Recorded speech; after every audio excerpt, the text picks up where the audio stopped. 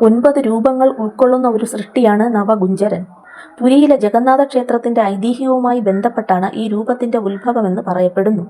സരളാദാസ് രചിച്ച ഒഡിയ മഹാഭാരതത്തിൽ നവഗുഞ്ചരനെപ്പറ്റി പ്രതിപാദിച്ചിരിക്കുന്നു.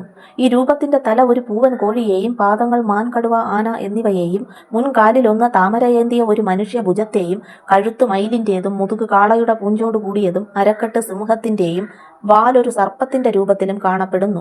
പൂവൻ കോഴി ആത്മീയ മാന്ദ്യതയിൽ നിന്നും ഉയർത്തെഴുന്നേൽക്കാനുള്ള പ്രചോദനം നൽകുകയും സിംഹം രാജകീയതയെയും പരമാധികാരത്തെയും, മയിൽ അറിവിനെയും ജ്ഞാനത്തെയും, ആന ശക്തിയെയും, മാൻ കൃപയെയും സൗന്ദര്യത്തെയും, കടുവ ധൈര്യത്തെയും നിശ്ചയദാർഢ്യത്തെയും, കാള ഫലഭൂയിഷ്ഠതയെയും സമൃദ്ധിയെയും, പാമ്പ് അനശ്വരതയെയും, താമര ഏന്തിയ മനുഷ്യഭുജം അനുകമ്പയുടെയും സ്നേഹത്തിന്റെയും അടയാളങ്ങളായി കാണുന്നു. ഐതിഹ്യമനുസരിച്ച് ഒരു കുന്നിന്റെ മുകളിൽ തപസ്സു ചെയ്തിരുന്ന അർജുനന്റെ മുൻപിൽ പ്രത്യക്ഷപ്പെടുന്ന ജീവിയായിട്ടാണ് ചിത്രീകരിച്ചിരിക്കുന്നത്.